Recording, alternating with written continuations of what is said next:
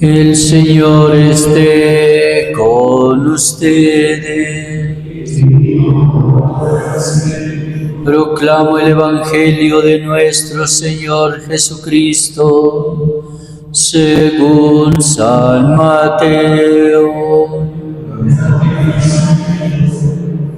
En aquel tiempo se acercaron a Jesús unos fariseos y letrados de Jerusalén y le preguntaron: ¿por qué tus discípulos desprecian la tradición de nuestros mayores y no se lavan las manos antes de comer?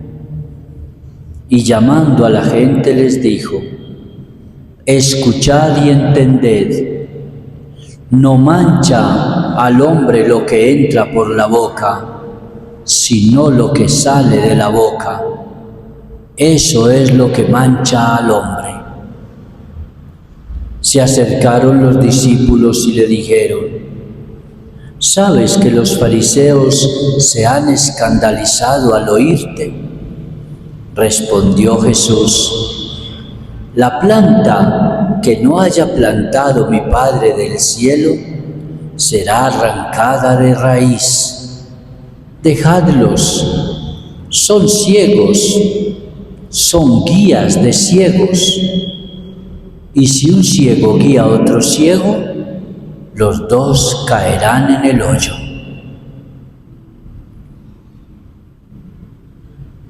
Palabra del Señor.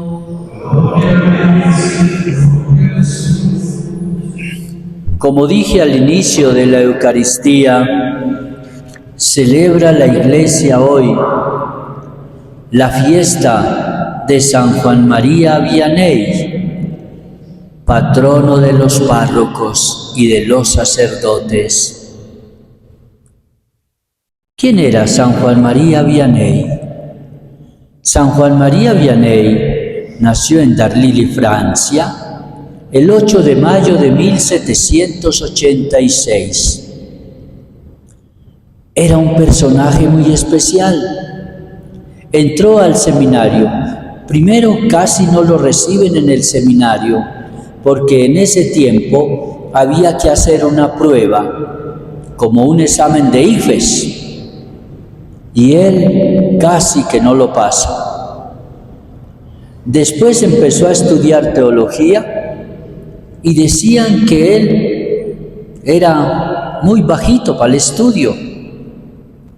Cuando le tocó presentar el examen de ad audiendas confessionis, que es un examen que nosotros los sacerdotes tenemos que presentar para poder confesar, se llama así, ad audiendas confessiones, y es un examen que lo tenemos que presentar antes de ordenarnos sacerdotes para poder tener la autorización y el poder para confesar.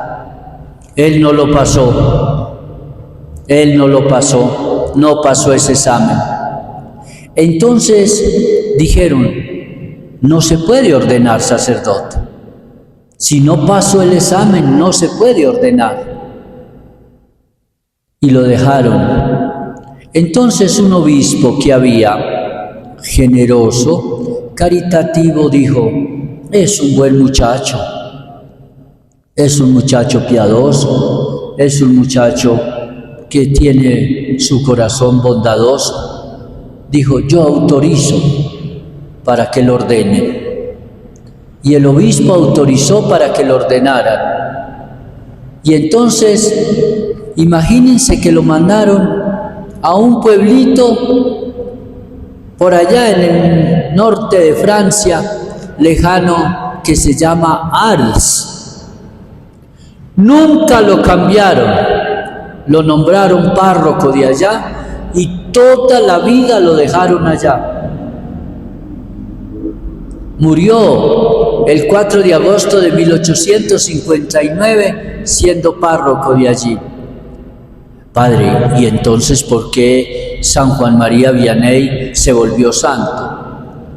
Imagínense que se volvió santo porque él se convirtió en el confesor más grande que había en toda Francia. No pasó el examen para confesar y era el grande confesor. Se la pasaba 16 horas en el confesionario, confesando la gente. Y venían de muchas partes a confesarse con él, porque su consejería, porque su espiritualidad, porque su alma era un alma blanquísima y purísima, y aconsejaba muy bien a los reos, así se llaman ustedes cuando nosotros los confesamos, y los aconsejaba muy bien y les daba la bendición que recibían, los convertía a todos de sus pecados. Tenía un don muy especial. Se acercaban a confesarse a alguien y cuando ya terminaba la confesión, San Juan María Vianney le decía: ya has terminado tu confesión. Y le decía: sí, padre, ya no te falta nada. Eso le pasó a uno y a una mujer también le pasó, y a varios les pasó, muchos les pasó, pero está la historia que cuenta solo de este y de una mujer. Y entonces le dijo: ¿y no te falta de serio nada? Dijo: no, padre, ya terminé. Dijo: ¿y los candeleros que te robaste en la parroquia de San Vicente? Dijo: dijo: sí, ¿te falta confesarme eso? ¿Que te robaste unos candeleros? Y el hombre se puso a llorar, porque eso solo lo sabía él, no lo sabía nadie. Y él le dijo, ni una mujer fue a confesarse. Y le dijo, terminó la confesión y le dijo San Juan María Vianney, le dijo: ¿no tienes algo que confesarme más? Dijo: no, padre, no más. Dijo: ¿y ese hombre que hay en tu vida fuera de tu marido, quién es? La mujer se tiró al suelo pidiéndole perdón y llorando, porque tampoco nadie sabía de esa relación de ella. Él, los que se iban a confesar con él, siempre se tenían que atener a lo que él les dijera. Entonces él se convirtió en el patrono de nosotros los que somos párrocos, porque nosotros los párrocos nos llaman los que curan las almas, y él curaba las almas con la ternura, con el amor, con la sabiduría de Dios, pero sobre todo tenía el don de saber cuando la persona se iba a confesar cuáles eran los pecados que tenía.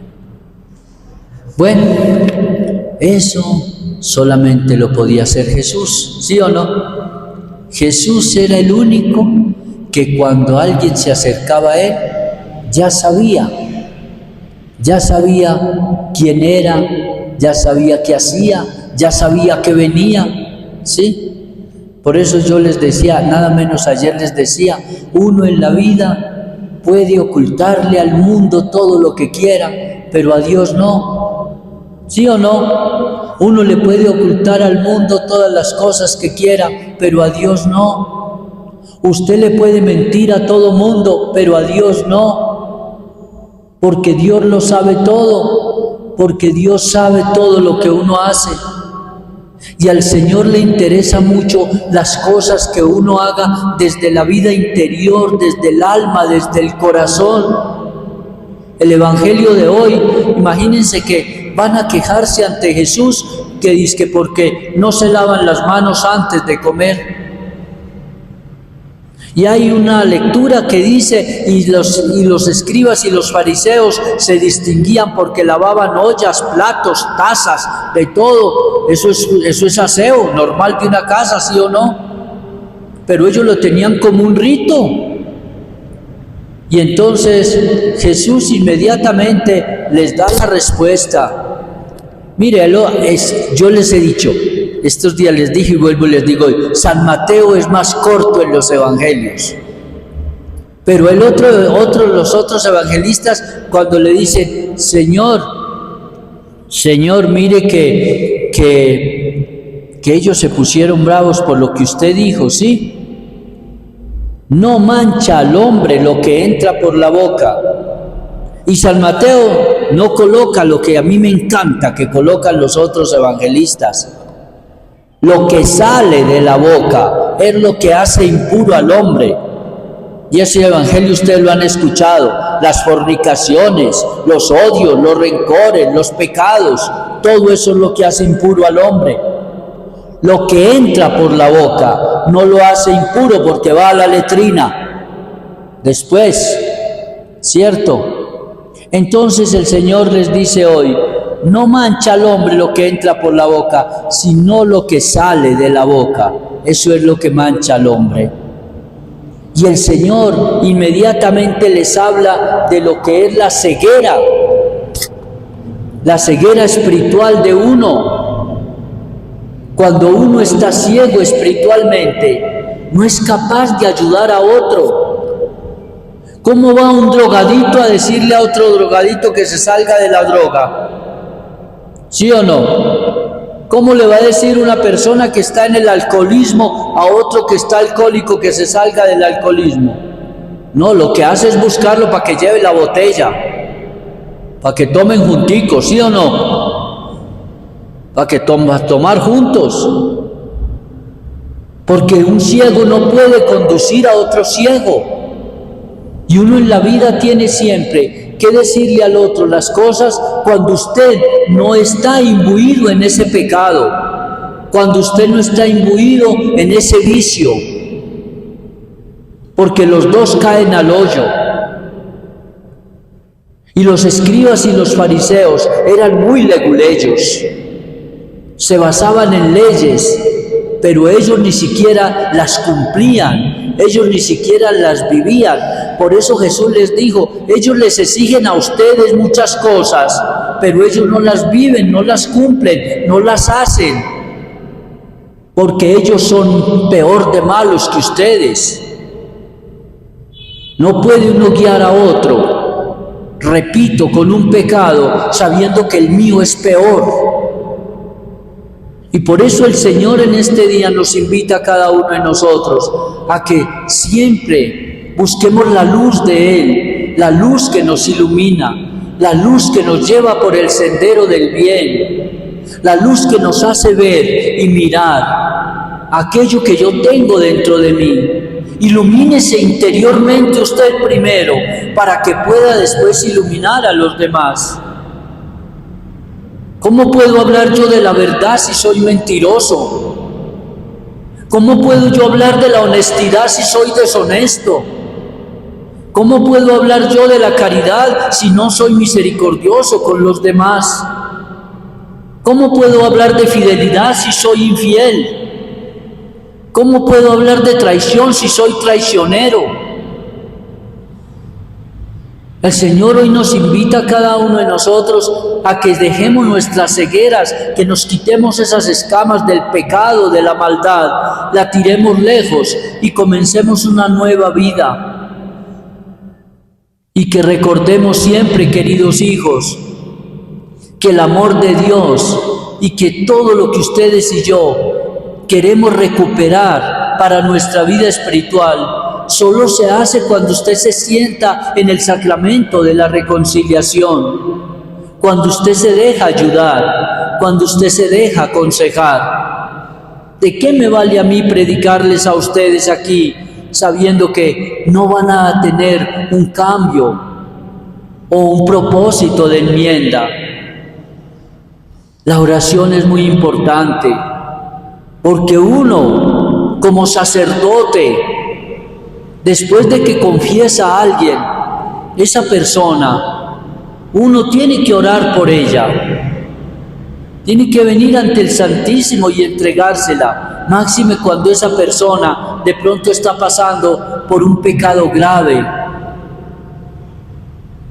Qué triste y qué duro cuando a uno le confiesan un pecado, que uno se lo tiene que guardar, se lo tiene que tener dentro, y que uno sabe que hay alguien implicado en ese pecado y que uno no puede decir nada. se tiene que quedar callado.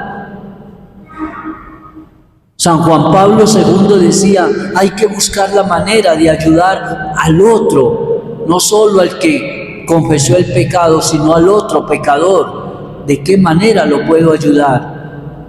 Para que no sigan en esa actitud y en ese estado de maldad.